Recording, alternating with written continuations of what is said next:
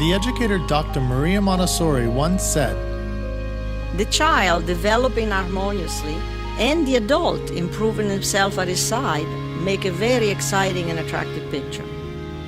Welcome to Montessori Education with me, Jesse McCarthy, where we talk raising children and educating students while bettering ourselves right alongside them. So a few years ago, I was in a Montessori classroom and I observed a child just wandering around, or I'd say at least not doing anything purposeful from what I could tell. And it was this primary classroom, so this is with 3 to 6 year olds. And there was this little girl who was on the younger end of that range. She was just slowly going from one part of the room to another. And she'd stop here for a few minutes and then, mosey on over to another area for a few more minutes. So, she'd observe one child maybe doing an activity and then sit down on the floor nearby, just kind of looking off into the distance, maybe sometimes talking to herself, and then even quietly, singing to herself at times, that kind of thing.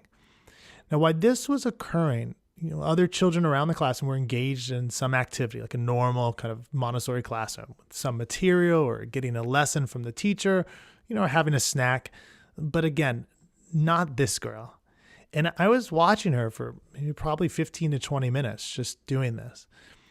Now, my initial gut level reaction was really simple. It was, why isn't this girl doing something?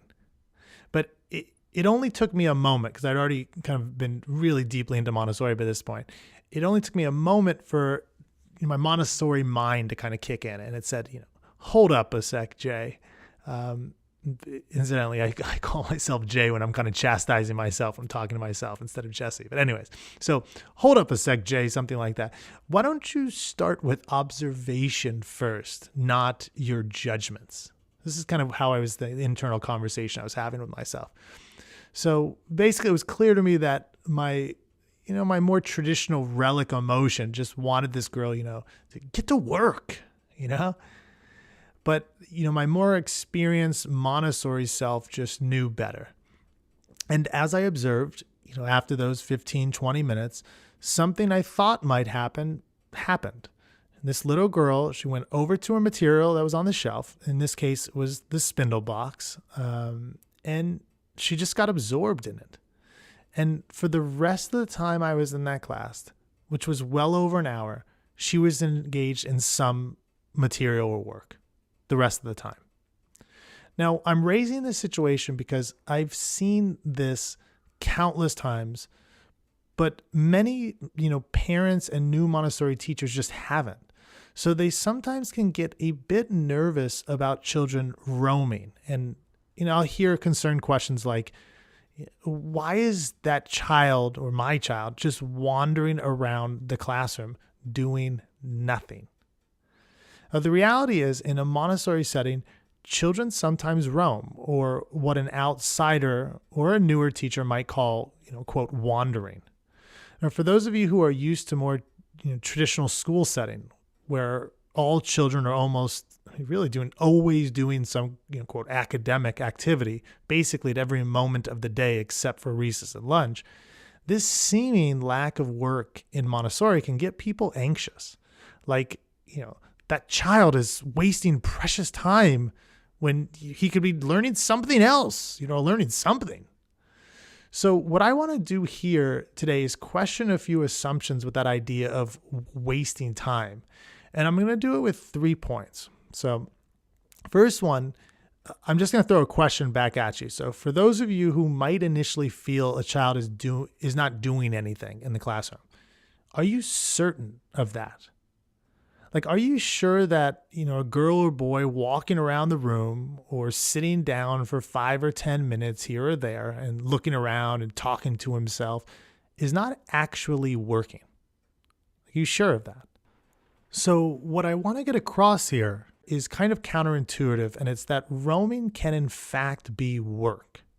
So to help explain what I mean by this, I want to just give a quick analogy to our own lives as adults.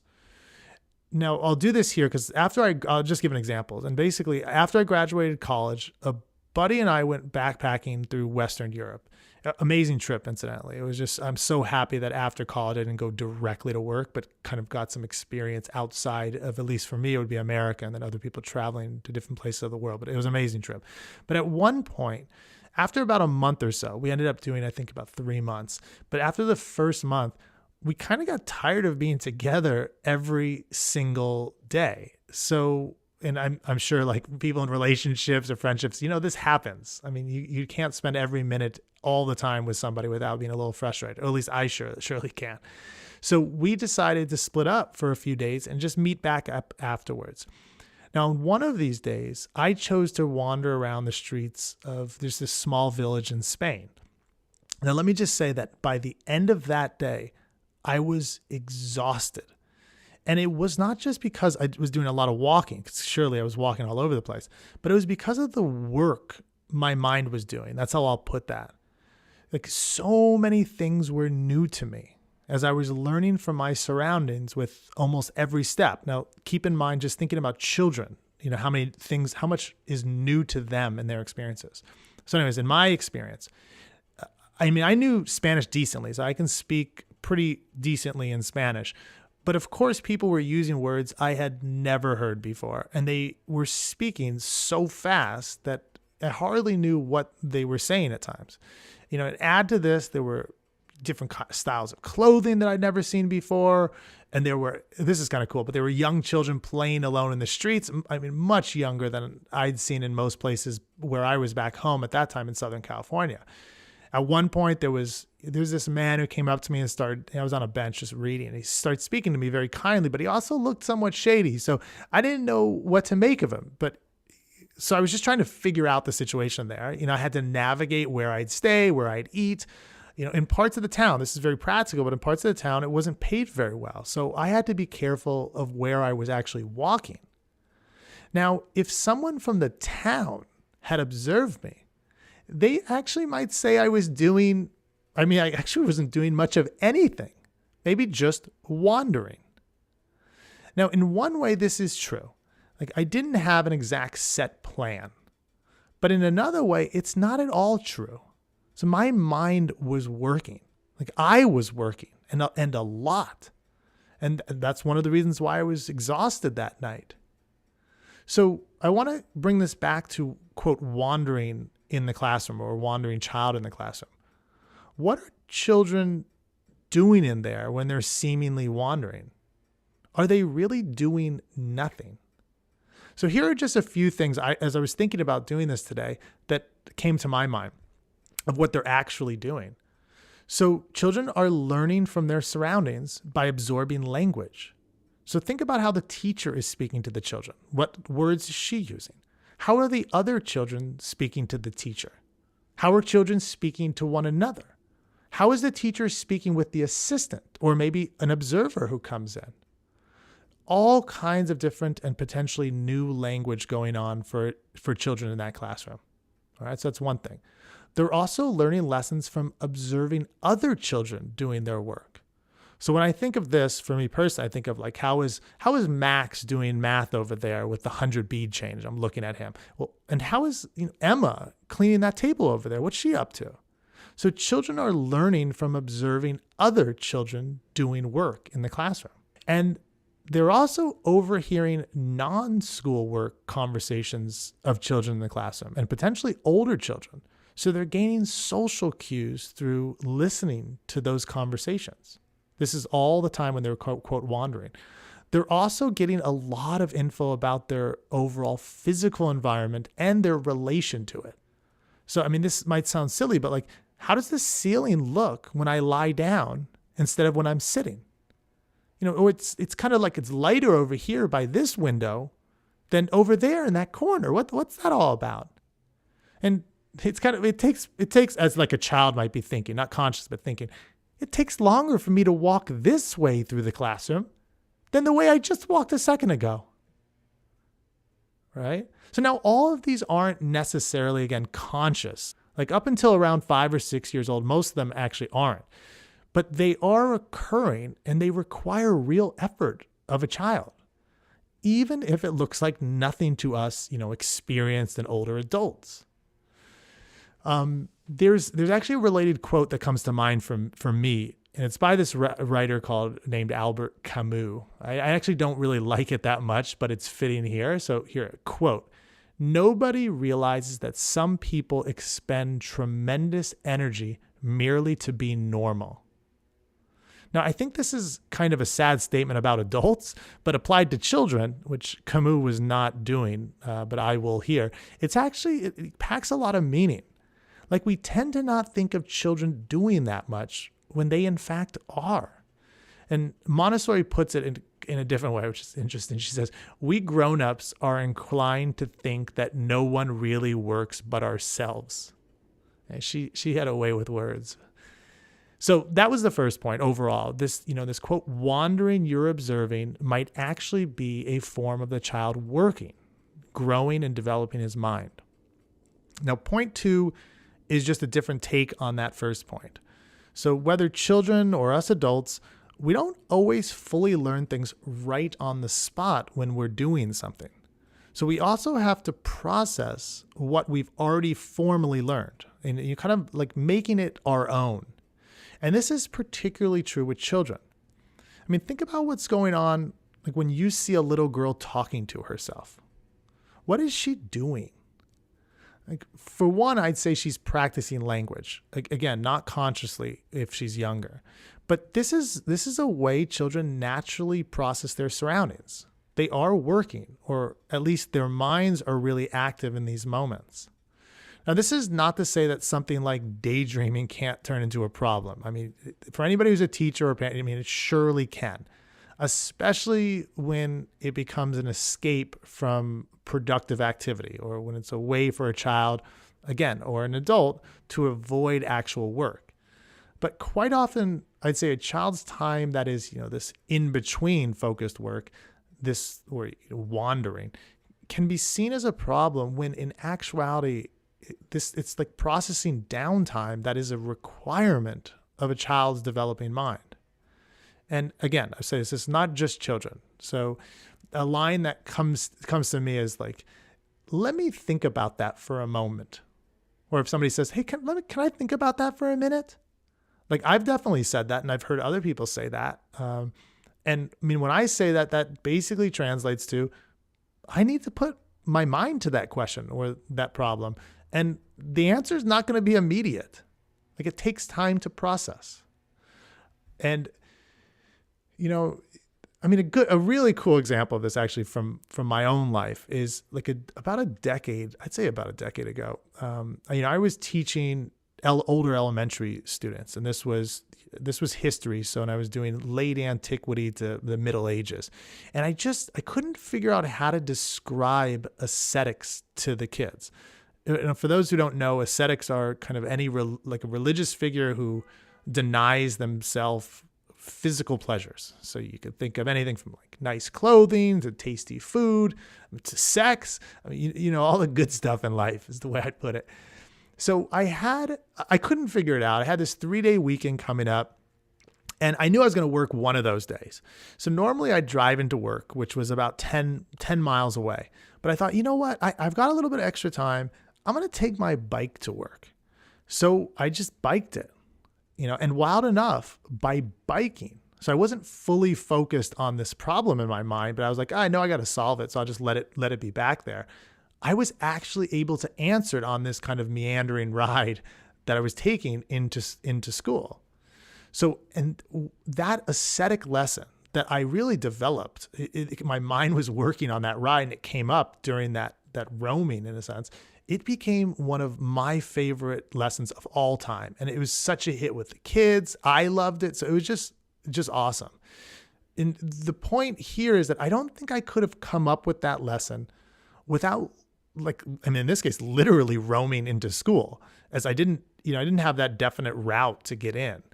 I only knew my final destination was that school, and I thought, I'll just go around. So that bike ride for me is kind of like a child's seemingly aimless movement in the classroom. Yeah. And note that as a child gets older and becomes more self-aware, it is the teacher who aids him to know when he might really need a little roaming, because some kids will just work too much and they don't allow that roaming for their mind to go. or when more often he might need to get back on track, on track. Because anybody knows that surely happens too. So I don't want to pretend that real problems aren't occurring at times with some children.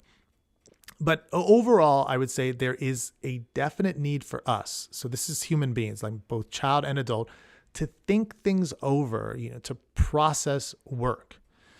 And funny enough for me, I actually learned this in a real vivid way with a former student. So I remember it was Gabby Spivey. She's such an inquisitive little fourth grader. So this is when I taught way back in the day, when a much more traditional environment. I used to give homework, lots of it. Now I mentioned this homework point because as a school at the time, we were noticing that children were becoming like overloaded with work at home. And of course, now it's not all surprising to me. Like, this is a constant complaint among most traditional school children and parents. So anyways, to try to get at the root of the issue back then, we decided to give all the children a survey with a place to track like how much time they were actually spending each night on homework. And we were going to do this for a week. A cool idea. I will never forget what Gabby asked me one morning. So she just comes in. She's so thoughtful. She walks up to me and says, like, with the most curious and genuine face, like, Mr. McCarthy, does work in our minds count as homework? Oh, I loved that. And it really woke me up. It shook me a little bit because this girl is she was onto something. And it was saying that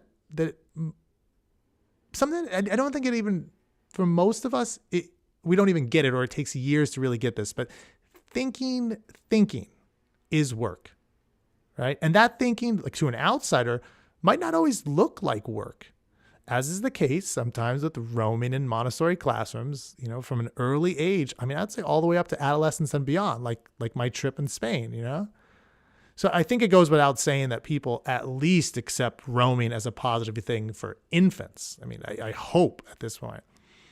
But for the rest of us, when you can't see it, we just tend to get a little bit more like, is that person really working, or they're just not doing anything? That kind of thing.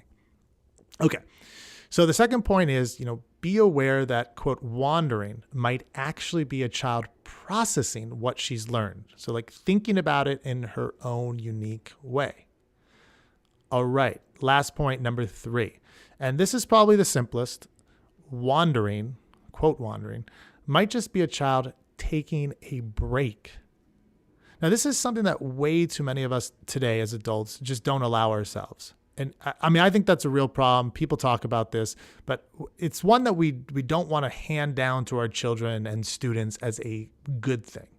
Like, on the general topic of breaks, actually, I don't know how long ago it was, but I read something that had a huge impact on me just because it was so well put, at least in my view. The man wrote this passage. His name is Doyle Brunson. He's considered to be like one of the best poker players who ever lived. Like, I'm not a huge poker player guy, but I like to kind of branch out and read things by like top masters in each field. And this was one of them. So I was reading his book. I'll share this passage in a minute. And Doyle, he's talking about the importance of taking breaks or vacations. Such an interesting thing to be talking about in a poker book. But anyways, I think what he says is hugely relevant for the question of wandering in children in Montessori classrooms. Okay, so here's the passage. Let me get it. Quote, "You've got to give your mind a rest. Once, my friend Jack Strauss had come by a game just to watch me play, and he told me, 'Doyle, you're playing terrible.' I had been under the impression I was playing pretty well, but I hadn't been winning as often as usual. Jack pointed out to me that I had been playing almost every day for a year. So I went to Hawaii for 2 weeks, and when I came back, I not only played better, but dramatically better than I had before leaving.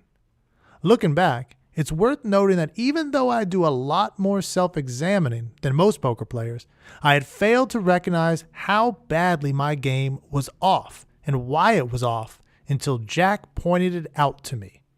Because it's so difficult to recognize when you're going stale, I think it's best to take some vacations even when you think you don't need them.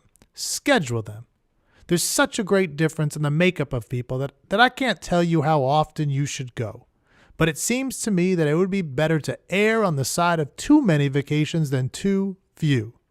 They don't have to be lengthy, but there should be 3 or 4 days in which you're having fun and not thinking about poker at all. Hunt, fish, or just lie on the beach. You'll be a better player afterward. The occasional break makes it easier to get a perspective on how you're doing and what your abilities are. That's very important. End of quote. All right. I love this. I mean, I'll say straight out, I used to be a workaholic. I mean, even in that, like on vacations, I was working. That I think that kind of thing should not be worn as a badge of honor among adults, as I think I used to in some ways.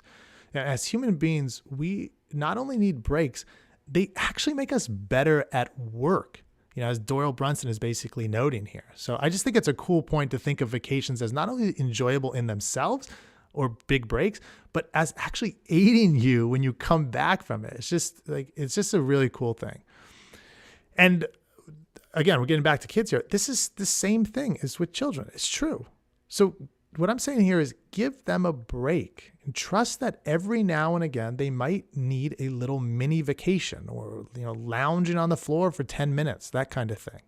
So point 3 is, quote, wandering might very well be the short break children need. Okay. Now, to handle an objection or concern that's probably on a few people's minds, and understandably, I want to say here, and as clearly as I can, that a child wandering around a Montessori classroom might very well be just that, aimless wandering, which in my opinion is not good. So it's the role of the guide, the teacher, to determine the difference between wasteful wandering and like necessary roaming that we've been talking about. And this takes real work on our part as educators. I don't think it's easy to do this. So I'm not going to get into redirecting here or what Montessori teachers do to handle issues of children actually avoiding work, but I will give you one quick insight, and that is that in large mixed age classrooms, and this is the thing with Montessori, such truly wandering children often have correctives all around them, and it's one another. So, their peers. I'll give you actually a quick funny example of what I'm talking about. So one day I was observing in another primary classroom, and there was a girl pacing back and forth near me, like just over and over again. And then she'd go up to different children and just, whisper things in their ears. So I wondered, I'm sitting back watching this. Clearly this girl was a distraction. I'm wondering what the teacher is going to do here. And for me, looking at this behavior, I thought, this has to stop. Like, this is not good behavior. But before the teacher did anything, another little girl looked over her shoulder, stares down this other wandering girl, stares her down and says calmly, "Go find work." It was so funny and awesome at the same time. And I mean, crazy enough, the girl who's fooling around walked straight away and went and found some work. I mean, it was hilarious. But just as, Miriam Montessori notes throughout her writings and talks and so forth, like in the right prepared environment, the children begin to maintain order themselves. And it really occurs. I've seen it time and again. And, there's a quote I love of hers, as she said, it's this, what's the greatest sign of success for a teacher? And she says, it's for her to be able to say, quote, "The children are now working as if I did not exist," end of quote. So overall, especially here for skeptical parents and new Montessori teachers, please give children, and I would say ourselves, a little break. I mean, that quote, wandering might very well be one of the things I've talked about today. So, you're thinking like it might be actual work that you're just not really realizing. Could be the child processing past work because you can't see the mind working. Or maybe it's just, her taking a break. So again, I'm not pretending that aimlessness, like real aimlessness doesn't occur in the classroom. Like it surely does. And in some Montessori, environments, I would say it's happening probably way too much. But from my experience, I think it's much more likely that we are being overly concerned and pushy about children, quote, working. And it's something all of us really need to be on the lookout for. I'll just say personally, I know I'm still on the lookout for it in myself. And I'm just being too quick to judge children instead of first just taking a moment to sit there and observe, and hopefully without too much, bias in my view. All right, so that is it for today. If you've enjoyed this episode, please take a moment to rate the show, through Apple Podcasts, or leave a positive comment wherever you listen. And share this thing too. It's great to get new listeners who write in. I love it. So if you have any constructive feedback, I like that, or question or suggestion for future episodes, or if you just want to say something really positive, I love getting your letters and so forth. So feel free to write me. My email, as always, is Jesse, Jesse, at montessorieducation.com. I do want to note really quickly, I'm getting a lot more mail these days, so my responses can be delayed, but I am still in a point where I will eventually get to everyone. I'm saying this. I will get to you, but just realize it could be really delayed. All right. That is it. Adios until next time.